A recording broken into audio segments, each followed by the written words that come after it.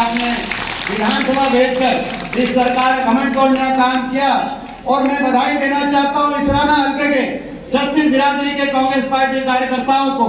बड़ौदा का जब उपचुनाव हो रहा था, एक तरफ मुख्यमंत्री और उप मुख्यमंत्री के हेलीकॉप्टर उतर रहे थे, तो दूसरी तरफ हर गांव में इसराना हल्के का कार्यकर्ता अब तो कांग्रेस पार्टी और भालू के लिए लगे हुए थे कि नहीं लगे हुए थे? कौन कौन गया था बड़ौदा? एक बार हाथ खड़ा करके बताना भाई।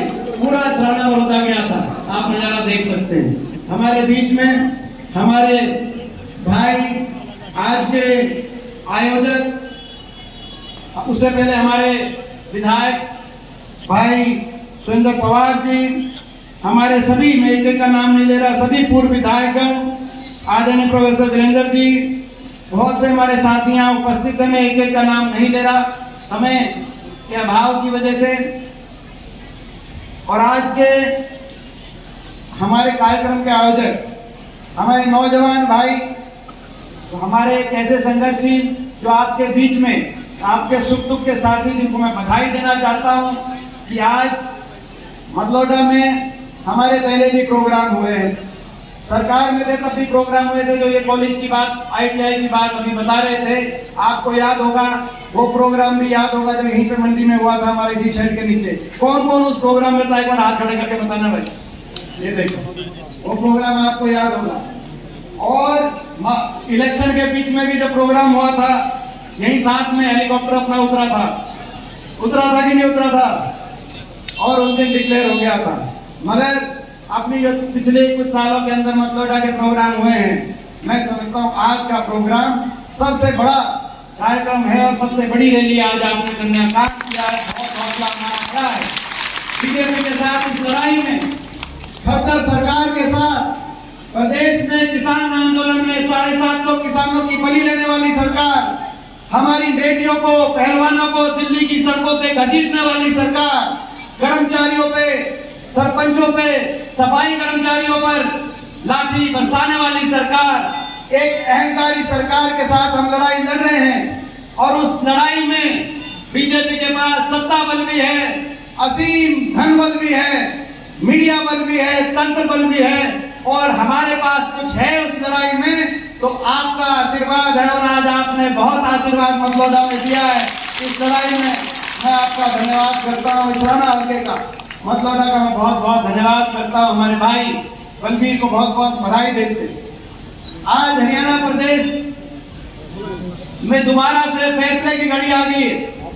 ये खट्टर दुष्यंत सरकार, बीजेपी सरकार, आखिरी 6 महीनों के अंदर इनका कार्यकाल पहुंच गया। 6 महीनों में लोग कहते हैं कि भाई अभी समय बाकी है। मैं बताना चाहता हूं आपको, 6 महीने बचे कार्यकाल। लोकसभा की आचार संहिता लगती है मार्च में, लगती है कि नहीं लगती? मार्च में 2 महीने रह गए, जनवरी, फरवरी, मार्च। उसके बाद 30 मई को पिछली बार देश की सरकार ने शपथ ली थी, तब तक आचार संहिता लगेगी। उसके बाद 3 महीने रह गए, जून, जुलाई, अगस्त, सितंबर में फिर इलेक्शन। तो भाई आप ये मानो लगभग 5.5-6 महीने इस सरकार दिसंबर में हम पहुंच चुके हैं। बाकी तो आचार संहिता में टाइम जाएगा। 6 महीने जो इन्होंने करना था कर लिया। आखिरी एक 6 महीनों में तो ऐसी इनकी घोषणा है, ऐसी हमारी घोषणा है। इनकी पे आप विश्वास नहीं करोगे, हमारी पे आप विश्वास करते हो कि हमने करके दिखाया है। अभी आखिरी 6 महीने में प्रवेश कर लिया। तो जब आखिरी 6 महीने में गाड़ी पहुंच जाए तो आपको तराजू पे तोल के फैसले करने की घड़ी प्रदेश की जनता के सामने। ये खट्टर सरकार, बीजेपी की सरकार 2014 में जब बनी, आज हम याद करते हैं 2014 से पहले हरियाणा की क्या परिस्थिति थी और आज क्या परिस्थिति है। 2014 से पहले कांग्रेस पार्टी की हुड्डा साहब के नेतृत्व की सरकार में जो प्रदेश हरियाणा देश में विकास दर में नंबर 1 माना जाता था, प्रति व्यक्ति आय में हम नंबर 1 थे, प्रति व्यक्ति निवेश में हम नंबर 1 थे, खिलाड़ियों के सम्मान में देश में हरियाणा का नाम नंबर 1 पे आता था। किसान की कल्याणकारी नीतियों की बात हो, चाहे किसान के उस समय 1600 करोड़ के बिजली के बिलों की माफी हो, चाहे किसान के कोऑपरेटिव के कर्जे की माफी का फैसला उस समय लिया गया हो, चाहे काले कानून, कोऑपरेटिव कर्जे पे डिफॉल्ट पे गिरफ्तारी और जमीन की नीलामी पे प्रतिबंध की बात हो, चाहे किसान के धान गन्ना पॉपुलर देश में सबसे ज्यादा भाव दिलाने की बात हो, देश में किसान हित में देश में सबसे आगे हरियाणा होता था जो कांग्रेस की सरकार थी उनका साहब के नेतृत्व में। गरीब कल्याणकारी योजनाओं में 4 लाख एससी बैकवर्ड छत्तीस बिरादरी गरीब परिवारों को 100 गज के प्लॉट के फैसले की बात हो, 11,000 एक से सफाई कर्मचारियों की भर्ती की बात हो, ग्रामीण चौकीदारों की भर्ती की बात हो, चाहे उस समय 20 लाख गरीब परिवार के बच्चों को स्कूल में वजीफा देने की बात हो तो देश में सबसे ज्यादा गरीब कल्याण की बात हो, चाहे बुढ़ापा पेंशन उस समय देश में सबसे ज्यादा हरियाणा में रही हो, चाहे आपसी भाईचारा 10 साल सरकार रही, कभी छत्तीस बिरादरी के आपसी भाईचारे पे खरोंच नहीं आई, कभी किसी वर्ग को अपनी मांगों के लिए धरना नहीं देना पड़ा, कभी किसी को आंदोलन किसान को कर्मचारी को सरपंच को आंदोलन नहीं करना पड़ा, कभी पुलिस को लाठीचार्ज नहीं करना पड़ा। अमन जैन आपसी भाईचारे से हरियाणा देश में विकास में आगे बढ़ता हुआ प्रदेश था। लोगों ने सोचा अच्छे दिनों के नारे हैं और अच्छे दिन आएंगे, भाजपा को मौका मिला, खट्टर साहब को की सरकार बनी चंडीगढ़ में। आज 9.5 साल की सरकार के बाद आज आकलन करने का समय आया है। जो हरियाणा विकास में नंबर 1 था आज देश में नंबर 1 पहुंचा है, तो आज बेरोजगारी में देश में नंबर 1, हर घर में एक नौजवान बेरोजगारों की फौज खड़ी हो गई। ना तो फैक्ट्री लगाई गई, ना औद्योगिक क्षेत्र बने, कहीं कोई आईएमटी स्थापित नहीं हुई, कहीं बड़े कारखाने नहीं आए, ना कहीं इंफ्रास्ट्रक्चर इस रूप से बना। आईएमटी 6 हमारे समय लगी थी, मेट्रो जो आरआरटीए से पानीपत तक आनी थी, इधर रोहतक तक आनी थी, एक खंभा मेट्रो का आगे बढ़ा नहीं, एक रेल की लाइन बनी नहीं, निवेश नहीं हुआ, ना तो प्राइवेट सेक्टर के अंदर रोजगार उतने मिल पाए और ना ही सरकारी क्षेत्र के अंदर, या तो सरकारी क्षेत्र के अंदर रोजगार समाप्त किए जा रहे कौशल निगम के माध्यम से, कहीं अग्निपथ के माध्यम से देश की फौज में या कच्चों में परिवर्तित किए जा रहे हैं। और जो नौकरियां निकल रही उन नौकरियों में या तो भर्ती घोटाले हरियाणा के अंदर एक के बाद एक भर्ती घोटाला, और भर्ती घोटाला से बचकर कोई लिस्ट निकल गई, उन लिस्टों में हरियाणा से ज्यादा हरियाणा के बाहर के नौजवानों का नंबर। एसजीओ इलेक्ट्रिकल की लिस्ट आई 2019 में, 80 में से 71 बच्चे बाहर के, केवल 2 हरियाणा के। एसजीओ की लिस्ट आई 2021 में, 99 में से 77 बच्चे बाहर के, केवल 22 बच्चे हरियाणा के। अभी पीछे असिस्टेंट प्रोफेसर टेक्निकल की लिस्ट है 156 बच्चों की, 156 बच्चों में से 103 बाहर के, केवल 156 में से केवल 53 बच्चे हरियाणा के। आज ऐसी स्थिति हो गई, ना सरकारी नौकरी रोजगार। मुख्यमंत्री जी ने कहा था एक बार गोहाना में कि हरियाणा वासियों को एक ऐसी बात कही थी जो जब बात सुनी तो हमें विश्वास नहीं हुआ कि हरियाणा के मुख्यमंत्री कह रहे, मगर अहंकार में एक बात की कि हरियाणा वासी कंधे से नीचे मजबूत है, ऊपर कमजोर है। मुख्यमंत्री खट्टर साहब के शब्द। और ऐसा लगता है कि जो लिस्टें आती है हरियाणा में वो अपनी बात को ठीक बताने के लिए, ठीक साबित करने के लिए इस तरह की लिस्टें हरियाणा के अंदर निकाली जा रही है। ऐसा लगता है ऐसी स्थिति बन गई, हर घर में एक नौजवान बेरोजगार, कोई डिप्रेशन की तरफ, कोई नशे की तरफ। नशा बढ़ गया हरियाणा में, देश में सबसे ज्यादा नशा आज हरियाणा के अंदर। कोई अपना घर बार बेचकर विदेश की तरफ अमेरिका गया। अमेरिका में पिछले 5-6 साल में 5 लाख बच्चे हरियाणा से पलायन हो गया। अपने इसरानाल के गांव हेर पुराना गांव, एक गांव हेर पुराना, 700 बच्चे अमेरिका में, और वो भी कठिनाइयों का सामना करते हुए जंगलों के रास्ते 6-6 महीने जाकर अपना घर बार माता पिता को छोड़कर 40-40, 50-50 लाख का लोन लेकर अपने भविष्य, क्योंकि हरियाणा के अंदर भविष्य को लेकर इतनी निराशा हो गई कि बच्चे अमेरिका पहुंच। एक गांव के 600-700 बच्चे मिले मुझे है पुराना, बाकी हर गांव से जैसे मेक्सिको की दीवार टूटते हैं, मेक्सिको से पटाखे बनने का हरियाणा के अंदर ऐसी स्थिति हरियाणा में। मैंने कहा उन बच्चों को वहां पे आप अपने घर टेलीफोन कर देना, हरियाणा में बदलाव होगा, सरकार बद बनेगी। आपको तो किसी को मजबूरी में दुख होकर तकलीफ के रास्ते बाहर जाने की दोबारा जरूरत नहीं होगी, हरियाणा में रोजगार मिलेगा। और जब तक आप बाहर हो तब तक अपने घर बार की आपको चिंता नहीं करनी। अपने माता पिता को आप कह देना, आप अपने माता पिता को कह देना कि आपका एक बेटा अगर आपका बाहर है, जिसको खट्टर सरकार की वजह से बाहर जाना पड़ा, तो दूसरा बेटा दीपेंद्र आपका हरियाणा में अगर कोई दुख चिंता होगी तो आपका हम आपसे ख्याल रखेंगे। बेरोजगारी में देश में नंबर 1, महंगाई में आज हरियाणा, अर्थव्यवस्था चौपट हो गई। बता रहे थे उदय भान जी, सबसे ज्यादा कर चढ़ गया, सबसे ज्यादा वैट लग गया। डीजल, पेट्रोल, रसोई गैस का सिलेंडर देश में सबसे ज्यादा महंगा। अगर कहीं है तो हरियाणा में। स्कूल के बच्चों की फीस सबसे महंगी, बिजली अगर कहीं है तो हरियाणा के अंदर। आपके सामने महंगाई में देश में आगे, बेरोजगारी में देश में आगे, नशे में देश में आगे, आज भ्रष्टाचार में देश में अगर सबसे भ्रष्टाचार में कोई प्रदेश की सरकार कलंकित हुई तो हरियाणा सरकार कलंकित हुई। आपको याद होगा 2019 में लोग नहीं चाहते थे सरकार बनाना, लोग इतने दुखे हो चुके थे खट्टर सरकार से, लोग सरकार बदलना चाहते थे। सबसे बड़ा उदाहरण इसका ये है, 75 पार का नारा था कि नहीं था बीजेपी का भी 2019 में, कहते थे इस बार 75 पार बीजेपी, लेकिन लोगों ने 75 पार की हवा निकाल दी, 40 पे सुई रुक गई। और सारे मंत्री, 14 में से 12 मंत्री, अगर लोग सरकार दोबारा चाहते, सरकार से खुश होते तो हम सबसे पहले मंत्रियों को जिताते, लेकिन सारे के सारे मंत्री ये बैठे। सुरेंद्र पवार जी सोनीपत से जो हमारी बहन मंत्री थी, वहां से सुरेंद्र पवार रिकॉर्ड मतों से जीते। रोहतक से बैठे भारत भूषण बत्रा जी, मनीष ग्रोवर जो रोहतक से मंत्री थे इनके, वो रिकॉर्ड मतों से रोहतक से जीते।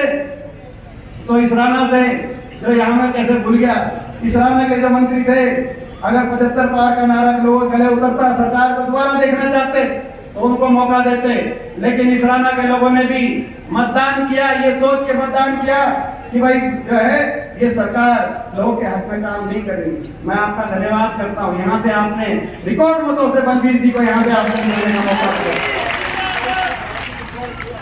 और भाई ये पिछली बार ही जीतने हो गए थे, ये 5 साल जब 40 पे सुई रुकी और कहा सरकार नहीं बन सकती, तो एक पार्टी थी जिसका नारा था जमुना पार, बीजेपी को करो जमुना पार, दुष्यंत चौटाला जेजेपी की पार्टी। एक कहता था बीजेपी जाएगी 75 पार, दूसरा कहता था बीजेपी को करो जमुना पार। इलेक्शन का नतीजा आते ही दोनों बन गए जमा पक्के यार, बन गए कि नहीं बन गए। और प्रदेश में बना दिया ऐसी भ्रष्ट सरकार, कह दिया कि हमारा समझौता हुआ 5100 बुढ़ापा पेंशन होगी और 75% फैक्ट्रियों में आरक्षण होगा। मैं पूछना चाहता हूं आज आखिरी 6 महीने जो बचे हैं, मैं पूछना चाहता हूं आपसे, वो 5100 पेंशन मिली कि नहीं मिली? मैं आपसे पूछना चाहता हूं, मैं आपसे पूछना चाहता हूं 75% फैक्ट्रियों में आरक्षण हरियाणा के नौजवान को मिला कि नहीं मिला? मैं पूछना चाहता हूं। समझौता पेंशन का या 75% रिजर्वेशन का नहीं था, समझौता करप्शन का था, समझौता भ्रष्टाचार का था, समझौता भ्रष्टाचार की फाइलों को बंद कराने का था, समझौता महकमे आपस में बांटकर कोई शराब का महकमा किसके पास जाएगा, एक्साइज का किसके पास जाएगा, महकमे आपस में बांटकर हरियाणा की जनता को लूटने का समझौता था। सारे महकमों की लिस्ट तो हो सकता है हमारे पास भी ना हो, महकमों की लिस्ट चाहिए तो जेजेपी के विधायक, दुष्यंत के विधायक दादा गौतम नारनौंद वालों ने उसी दिन कह दिया था जिस दिन समझौता हुआ कि खोपर बढ़ गया सरकार में और 1 लाख जीवन लग रहा है खोपर, कह दिया था कि नहीं कह दिया?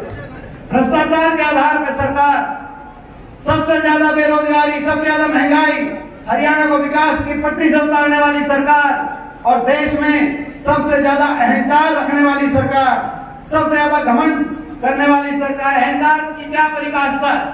अहंकार की पराकाष्ठा है जब किसान आंदोलन चल रहा था, हर रोज इन धरनों से जब वापस आ रहे थे, हर रोज चिताएं चल रही थी, 750 परिवार, 750 परिवारों का कोई ना कोई चला गया। ये बैठे भानु बैठे बड़ौदा गांव से, मैं नाम भूल गया, भाई अजय है, अजय मोर बड़ौदा से।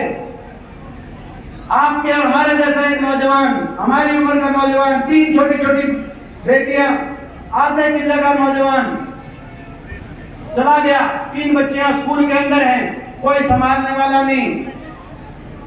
सिंगू बॉर्डर से जब वापिस आई, किसके लिए वो लड़ाई लड़ रहे थे? 750 किसानों की जान चली गई। मगर अहंकार की परिभाषा ये है, जब किसान आंदोलन चला 1 साल तक, तब हम जब बात करते थे, बीजेपी से मांग करते थे किसान की मांग मानो, तो कहते थे नहीं मानेंगे। देश की सबसे बड़ी पंचायत संसद का मैं सदस्य हूं आपके आशीर्वाद से। 20 साल से मुझे वहां पर आपका प्रतिनिधित्व करने का अवसर मिला। 20 साल से मैं संसद में देश की बड़ी पंचायत का सदस्य हूं। शायद मेरी उम्र में देश में इतना अवसर किसी को नहीं मिला। मैं देश की और अपने प्रदेश की और आप सबका मैं बहुत बहुत धन्यवाद करता हूं। मैं अपने आपको सौभाग्यशाली मानता हूं।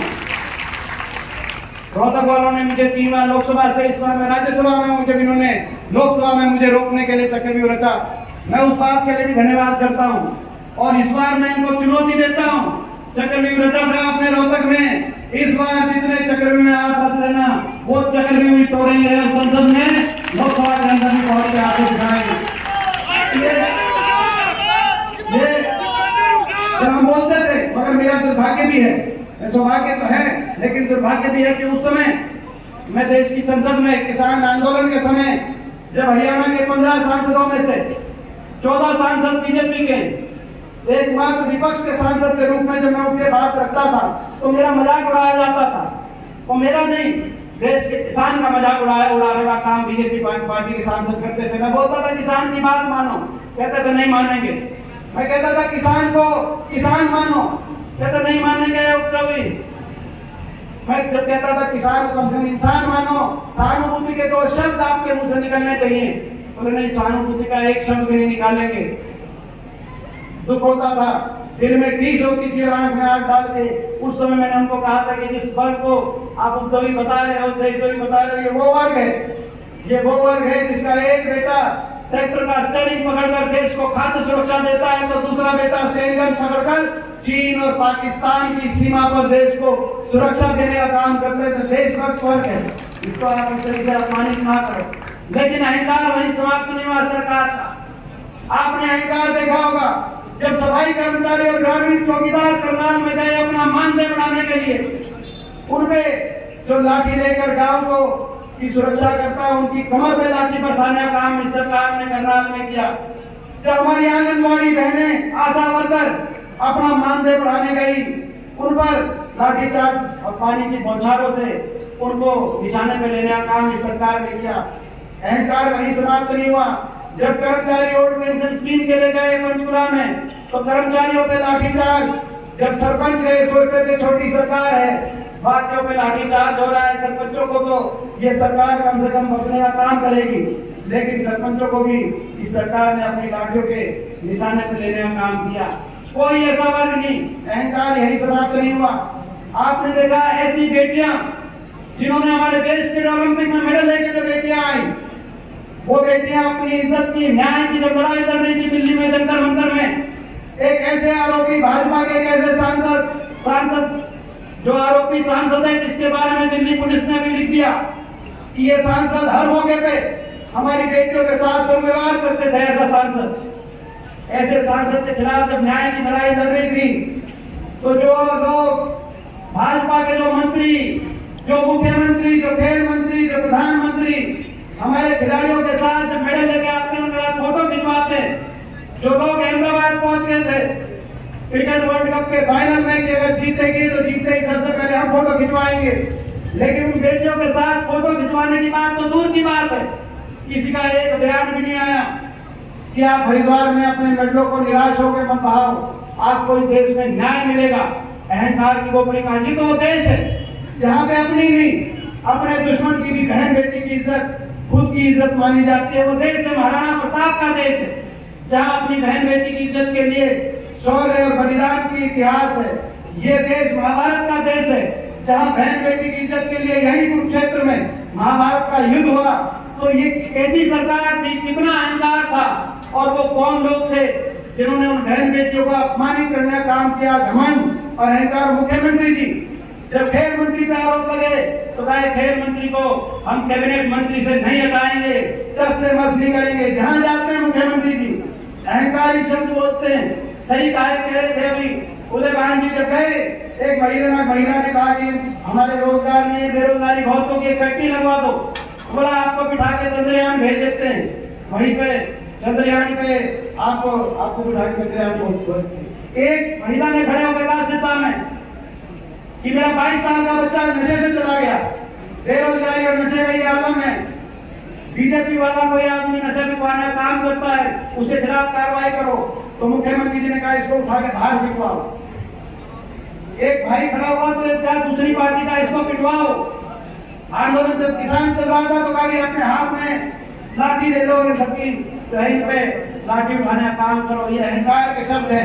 मैं आपसे पूछना चाहता हूँ, अहंकार सातवें आसमान पे हरियाणा की बीजेपी की सरकार का, इस खट्टर सरकार का पहुंच गया है। हम लड़ाई लड़ रहे हैं हरियाणा को विकास की पट्टी पे लेके जाने की, हरियाणा को खुशहाल बनाने की और इनके अहंकार को तोड़ने की लड़ाई। इस लड़ाई में मत दौड़ा, इस लड़ाई में इस लड़ाई में ये आपका हल्का और इस लड़ाई में पानीपत, इस लड़ाई में पीछे तो नहीं रहेगा। इस लड़ाई में आपका साथ मिलेगा कि नहीं मिलेगा, मैं आपसे पूछना चाहता हूँ। मिलेगा कि नहीं मिलेगा? एक बार सारे हाथ खड़े करके बताओ कौन कौन इस लड़ाई में साथ है। क्योंकि ये हरियाणा की धरती है, न्याय का फैसला हरियाणा की धरती में होता है, पानीपत की धरती है।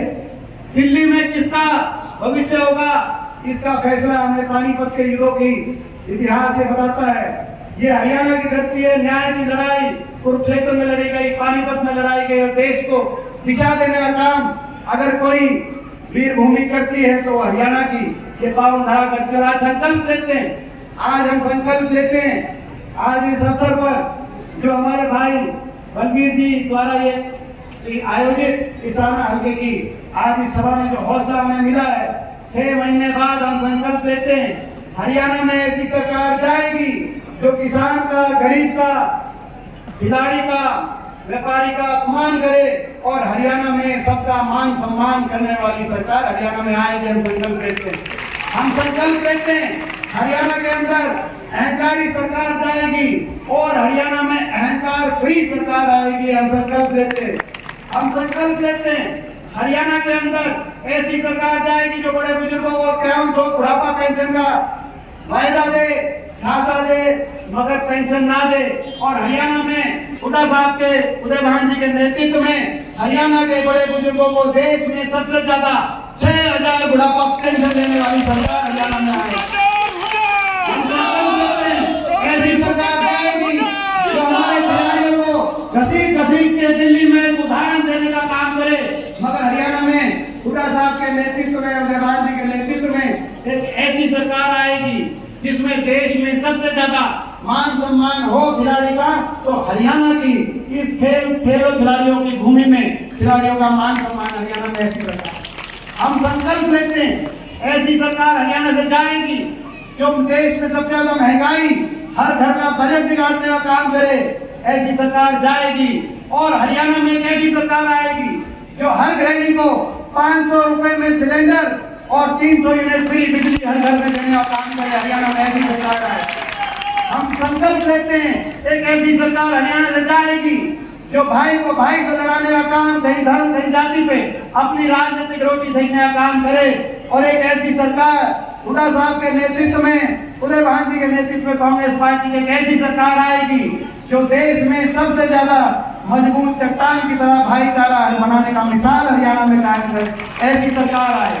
हम संकल्प लेते हैं ऐसी सरकार आएगी जो किसान को अपमानित करे, किसान को आंदोलन करना पड़े, मगर एक ऐसी सरकार आएगी जो किसान को एमएसपी की गारंटी, पूरा मान सम्मान और डंके की चोट पर देश में सर्वाधिक 450 गन्ने का किसान को भाव दिलाने का काम करेगी। ऐसी सरकार आएगी। संकल्प हम लेते, हम संकल्प लेते हैं एक ऐसी सरकार आएगी जो ऐसी वर्ग के, बैकवर्ड के, क्षत्रिय बिरादरी के गरीब परिवारों के लिए जो योजनाएं चल रही थी, जिन योजनाओं को समाप्त करने का काम इस सरकार ने किया, चाहे 100 गज के प्लॉट की योजना थी, चाहे वो मकान की योजना थी, उन योजनाओं को जो बंद करे ऐसी सरकार जाएगी।